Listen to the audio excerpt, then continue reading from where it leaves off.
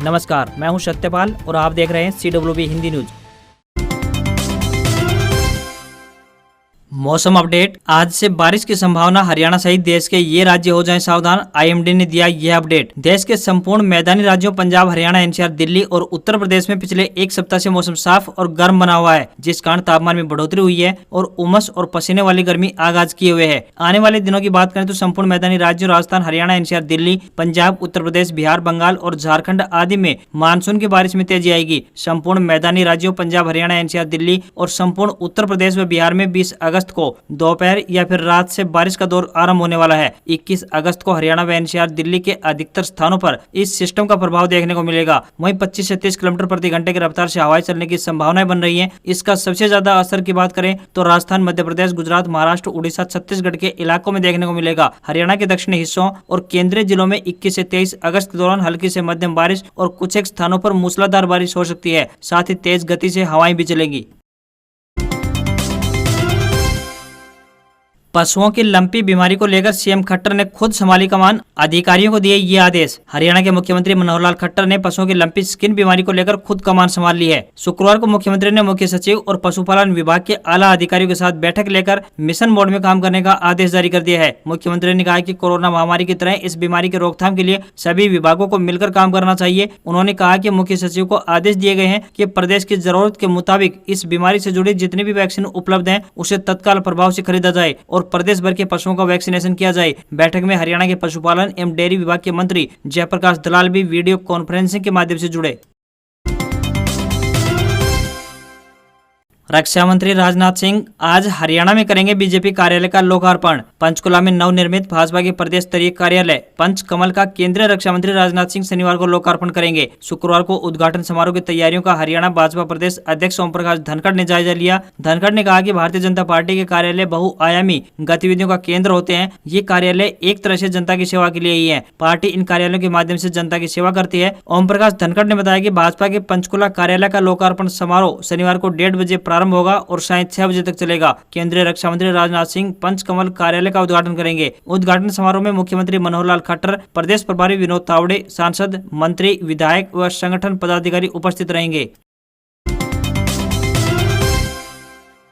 राव इंद्रजीत के लिए बेमिसाल नहीं रहे 18 साल, बीजेपी नेतृत्व से नहीं कर पाए कदम ताल। अहिरवाल की राजनीति पर करीब 5 दशक से एक छत्र राज करने वाले राव इंद्रजीत सिंह के लिए विरोध की राजनीति हमेशा घाटे का सौदा साबित हुई है। साल 2004 के लोकसभा चुनाव से लेकर अभी तक लगातार 4 बार सांसद बनने के बावजूद मंत्री के रूप में उनका प्रमोशन अटका रहा। साल 2009 के लोकसभा चुनाव के बाद से ही उनके समर्थक इस बात की कामना करते आ रहे हैं कि भले ही वह प्रदेश के CM नहीं बन पाए, परंतु उनके कद को देखते हुए केंद्रीय कैबिनेट में तो स्थान मिलना ही चाहिए। पहले कांग्रेस और उसके बाद भाजपा की सरकारों में वे कैबिनेट मंत्री का दर्जा हासिल करने में नाकाम रहे। कांग्रेस में रहते भूपेंद्र सिंह हुड्डा और भाजपा में रहते CM मनोहर लाल खट्टर और दूसरे भाजपा नेताओं का विरोध और अहंकार उनके लिए बड़े घाटे का सौदा साबित हो चुका है। बात जब क्षेत्र के विकास की आती है तो राव समर्थक उनकी उपलब्धियां गिनाने में सबसे आगे रहते हैं। आम लोग क्षेत्र के पिछड़ेपन का ठीकरा राव के सिर पर फोड़ने से पीछे नहीं रहते। लोगों में अक्सर चर्चा इसी बात की रहती है कि राव अपने स्वार्थ की राजनीति को सर्वोपरि मानते हुए इलाके के विकास से ज्यादा अपने राजनीतिक भविष्य को सुरक्षित रखने की दिशा में काम करते हैं।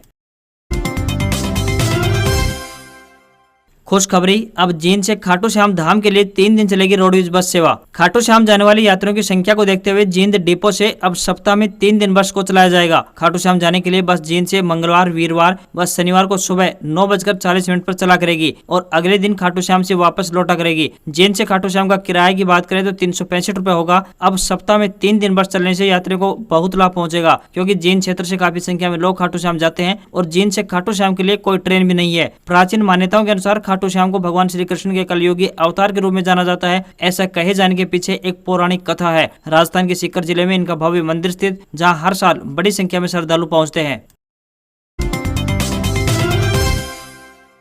हरियाणा केंद्रीय विश्वविद्यालय में NCC की विंग स्थापित होगी। हरियाणा केंद्रीय विश्वविद्यालय यानी सेंट्रल यूनिवर्सिटी ऑफ हरियाणा में राष्ट्रीय कैडेट कोर की विंग स्थापित होने जा रही है। इस संबंध में NCC के कमांडिंग ऑफिसर नारनौल की ओर से सहमति पत्र प्राप्त हो चुका है। विश्वविद्यालय कुलपति प्रोफेसर टंकेश्वर कुमार ने इस अवसर पर कहा कि विश्वविद्यालय में NCC विंग की स्थापना विद्यार्थियों के लिए उपयोगी साबित होगी। अभी तक विश्वविद्यालय में राष्ट्रीय सेवा योजना यानी NSS व यूथ रेड क्रॉस की यूनिट काम कर रही थी, जिसके बाद अब NCC विंग भी उपलब्ध रहेगी, जिसके लिए विद्यार्थियों के पंजीकरण की प्रक्रिया इसी सत्र से प्रारंभ होने जा रही है। विश्वविद्यालय को एनसीसी आर्मी विंग के तहत पूर्णतः स्वीकृत पोषित योजना के अंतर्गत 80 सीटें प्राप्त हुई हैं।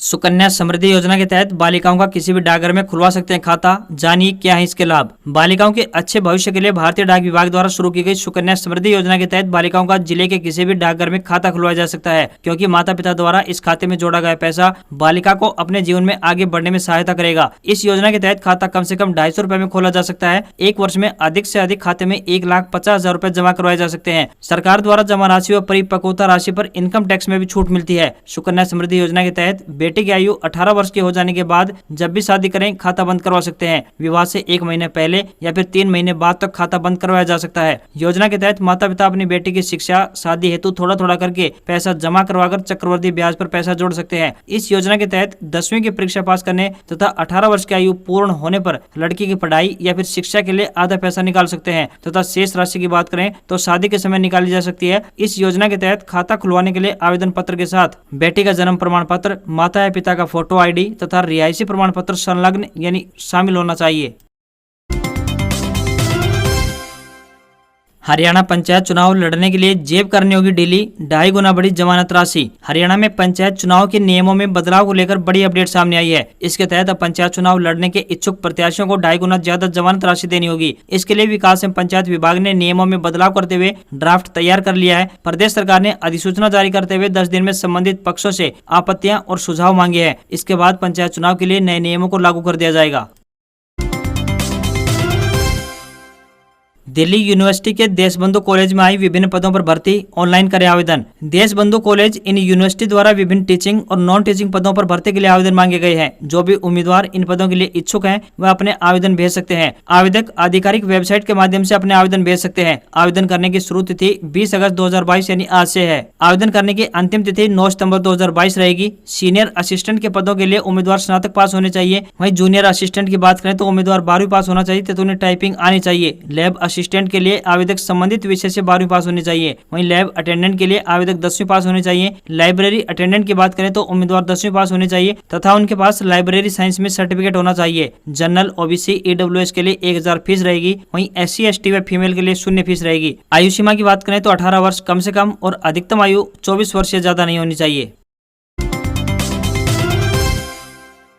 देवेंद्र बबली ने भ्रष्टाचार को लेकर अपनी ही सरकार को घेरा, बिना नाम लिए साधा निशाना। हरियाणा की भाजपा जसपा गठबंधन सरकार में पंचायत मंत्री देवेंद्र बबली ने अपनी ही सरकार की ईमानदारी पर सवाल उठाते हुए निशाना साधा है। उन्होंने कहा कि बेशक CM Manohar Lal Khattar zero tolerance की बात करते हो, लेकिन सच्चाई इसके बिल्कुल विपरीत है। कई मंत्रियों के विभागों में जमकर भ्रष्टाचार हो रहा है। पंचायत मंत्री देवेंद्र बबली ने कहा है कि प्रदेश के कई मंत्रियों के विभागों में भ्रष्टाचार का बोलबाला है और मंत्रियों को इस बारे में जानकारी भी है, लेकिन लोगों की आंखों में धूल झोंकी जा रही है तथा कार्रवाई के नाम पर सिर्फ औपचारिकताएं पूरी की जा रही है। उन्होंने कहा कि अकेला देवेंद्र बबली कुछ नहीं कर सकता। पूरे प्रदेश के लोगों को भ्रष्टाचार के खिलाफ एक होते हुए आवाज उठानी होगी, तभी हम भ्रष्टाचार को जड़ से खत्म करने में कामयाब हो सकेंगे। कैबिनेट मंत्री देवेंद्र बबली ने पिछली बीजेपी सरकार में टोहाना से विधायक रहे सुभाष बराला का नाम लिए बिना कटाक्ष करते हुए कहा कि किस तरह उस समय टोहाना में भ्रष्टाचार हुआ करता था। जनता को सब पता है। टेंडरों के नाम पर जनता की खून पसीने की कमाई को लूटा गया, वह किसी से छिपा नहीं है। ऐसे लोगों को टोहाना की जनता ने सबक सिखाने का काम किया है। उन्होंने कहा कि देवेंद्र बबली 2.5 साल से पूरी ईमानदारी से काम कर रहा है।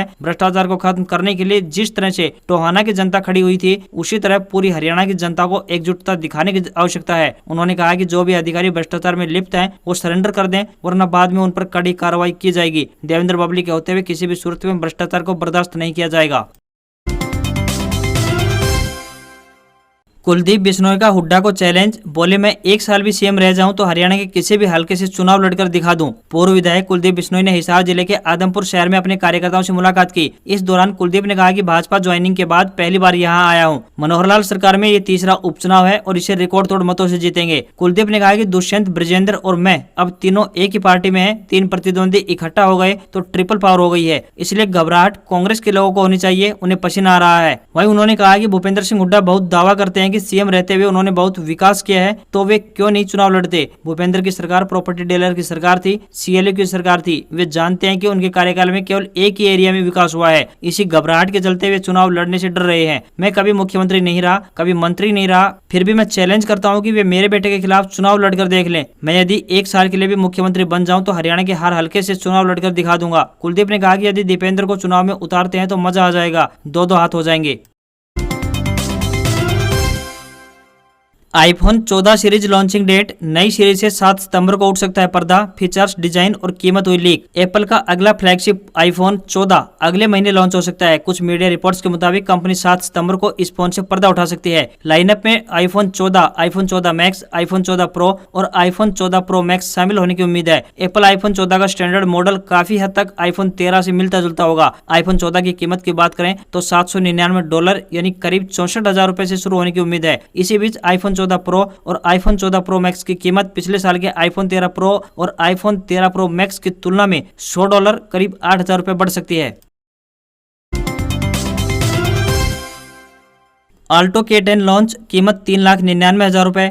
22 साल में हर घंटे 100 मारुति ऑल्टो बिकी। मारुति ने नई ऑल्टो K10 गुरुवार को लॉन्च कर दी है। ये solid white, silkie silver, granite grey, sizzling red, speedy blue और अर्थ गोल्ड कलर ऑप्शन में मिलेगी। कीमत 3,99,000 रुपए से लेकर 5,83,000 रुपए एक शोरूम रखी गई है। कंपनी का दावा है कि यह 24.90 किलोमीटर प्रति लीटर का माइलेज देगी। इसका इंजन 998 सीसी का है। इसे मैनुअल और ऑटो दोनों में लॉन्च किया गया है। ऑल्टो साल 2000 से मार्केट में है। कंपनी के मुताबिक 2022 तक इसकी 43 लाख यूनिट्स बिक चुकी हैं, यानी हर घंटे 100 कार बिकती हैं। ऑल्टो K10 की बुकिंग 11,000 रुपए में पहले से आरंभ हो चुकी है। 10वीं पास युवाओं के लिए HAL में निकली बम्पर वैकेंसी। 9 सितंबर तक करें अप्लाई, मेरिट के आधार पर होगा सिलेक्शन। सरकारी नौकरी की तैयारी कर रही युवाओं के लिए अच्छी खबर है। हिंदुस्तान एरोनॉटिक्स लिमिटेड यानी HAL ने 120 पदों पर भर्ती निकाली है, जिसके लिए 10वीं पास कैंडिडेट्स HAL की ऑफिशियल वेबसाइट HAL-India.co.in पर जाकर 9 सितंबर तक ऑनलाइन अप्लाई कर सकते हैं। कैंडिडेट का सिलेक्शन मेरिट के आधार पर किया जाएगा। कैंडिडेट्स को किसी भी मान्यता प्राप्त बोर्ड या संस्थान से 60% अंकों के साथ कक्षा 10वीं पास होना चाहिए।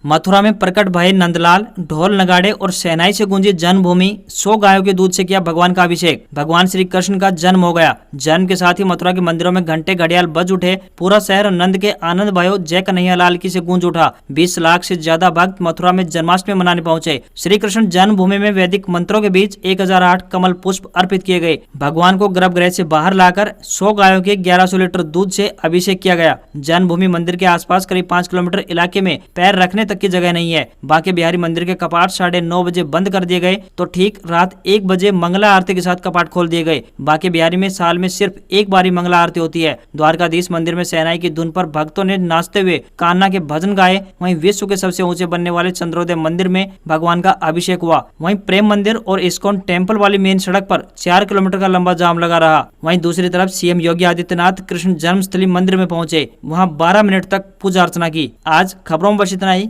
देखते रहिए CWB हिंदी न्यूज। नमस्कार।